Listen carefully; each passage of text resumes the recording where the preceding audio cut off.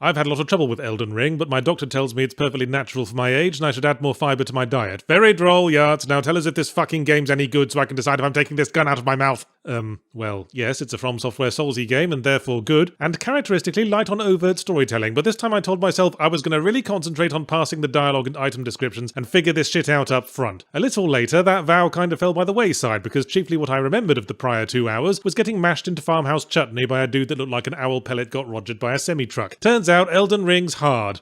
Is it, Yarts? Well, hold on while I run cold water over the blisters that searing inside gave me. Look, I've been getting run over by the Souls train for years. I'm a fucking vet, and I swear, ever since we all figured out the roll behind them when they attack and stab them in the bum cheat code, From Software have been upping the bullshit difficulty with every new game. Seems like a lot of the early bosses fall back on what my schoolyard chums used to very inappropriately call spazzing the fuck out and wail on you too fast for you to react or keep your guard up. Like everyone's taken the Manners Father of the Abyss correspondence course and grafted on at least one extraneous limb. But let's roll back a bit. Elden Ring is open world Dark Souls. None of that Sekiro brand piddling about with grappling hooks and stealth elements. This is mainline Dark Souls classic, meaning you're an immortal dude in a decaying medieval fantasy setting where all the dragons are dying of crotch rot, and you've got a sword and a shield that spends more time in front of your face than your prescription spectacles, and if your spine doesn't yet resemble a McDonald's logo, then you haven't dodge rolled enough. With the usual fussy bitch alteration of terminology, we collect runes rather than souls, crimson tears instead of esters, and to upgrade our weapons, instead of titanite shards and large titanite shards, we collect smithing stones and smithing stone 2s. That's fucking weak, Elden Ring. What, is it the sequel to Smithing Stone 1? This is a communication issue. The first time I picked up a Smithing Stone 2, this time it's personal, I assumed I'd picked up 2 smithing stones. That was an embarrassing moment at the blacksmith shop. If you are a Dark Souls vet, the old instincts will require a little adjustment. It takes 2 button presses to switch to two-handed mode now. Ugh, how unintuitive, fucking ruined forever From Software. They've had to rearrange the face buttons a bit to accommodate the jump button. Oh yes, a linearly structured environment might be able to get away with a jump control that feels like playing lawn darts with a bag of damp cement, but in open world land you need a proper jump button in case we get caught between a hitbox and a hard place. Sensible, but little did Elden Ring know it had sown the seeds of its downfall with that little addition. Here's my beginner's gameplay tip. Never heavy attack if you can jump heavy attack, because it's all the damage with none of the wind-up time and stuns anything with poise below 10 squillion. If it's in range and not fast enough to hop out of the way, then it's getting cobblestones for breakfast. Not a universal strategy, but it gave me enough edge to counteract the spaz-out brigade. And of course the open world also brings with it horse riding and mounted combat, another thing that's fairly easy to cheese. How can it not be when you can attack and then be 2 postcodes away before the victim can so much as glimpse your license plate number? That's probably why your horse disappears as you enter one of the more traditionally Souls-like sprawling castles or dungeons, like a fussy dad is insisting we take our shoes off at the door. Fun though it might have been to ride my charger straight through a skeleton-haunted catacomb like a snowplow in a popcorn factory, riding around the open world feels like being let out into the playground for recess until we eventually have to come back inside to get once more bent over the vaulting blocks for the PE class that never ends. I had my misgivings about Dark Souls the open world, felt like if anything the Soulsies should have been above the general industry trend to gravitate everything to arsing about in a bush. My misgivings about the fucking crafting system I was quite justified in mishaving. Usually when you find stuff in Soulsy games it's a time for celebration. Ooh, new weapons. Ooh, upgrade stones. Ooh, a small porcelain cat with a mummified finger in its mouth. Don't know what the fuck this is, but maybe I'll just yeet it at a boss and see what happens. Not so much of that in Elden Ring, when half the time it's just more fucking crafting materials to add to the 6 tons of garbage we're hauling around in our horse's invisible U-Haul trailer. But generally this isn't the laundry list of grindy busy work that Ubisoft calls a sandbox when it can get a word past the dicks in its mouth. This is a case of pick a direction and ride and adventure will ensue. See, when the game signposted the path to the first castle and the bouncer at the door greeted me the way a starving chimp greets a satsuma, Elden Ring was trying to tell me something, I eventually realised. It was saying, don't follow the signs, go off-road, explore, you'll get stronger, you'll get experienced, you'll get pounded into wet sand by a giant crab with anger issues. So I explored, I took what paths I could find until I hit a difficulty wall, saved the spot for later, and then tried somewhere else. It was like that thing you do with choose your own adventure books where you keep your fingers marking 8 previous pages in case you're fucking things up. Elden Thing's open world actually feels like an elevation of the trademark Soulsy spectacular backdrops and droptacular backstabs, and there's a lot more to it that can be discussed in 5 minutes, or indeed played in 1 week. Sadly, my time with it ended on a sour note. I'd just gotten to this one puzzle boss fight where you can't hurt them till you break their magic shield by finding the 3 random low-level minions powering it and smacking them around the head with a rolled-up newspaper, and it felt like a fucking do the thing 3 times boss from Super Mario, but whatever. Every From Software game gets one weird shitty boss, it's in the company charter, I think. But then it turned out, oh, this was just the first phase, and the actual actual boss fight comes after. And every time that boss killed me, usually quickly because I was still trying to learn their patterns, I had to do that whole fucking first phase again, which wasn't fun or interestingly hard, it was just a slog. I'm here to serve up a sizzling footlong of meaty death to this moony cow, not run around her minions for 10 minutes handing out finger sandwiches, and then I ran out of time before I'd beaten it, so it's a shame my last memory of the game had to be 2 pillowy mouthfuls of buttock. Maybe I'll try to get through the game with my 1 hour of daily spare time after the kids have gone to bed, so ask me again how I feel about it around the time California slides into the ocean, or George R.R. Martin puts another book out.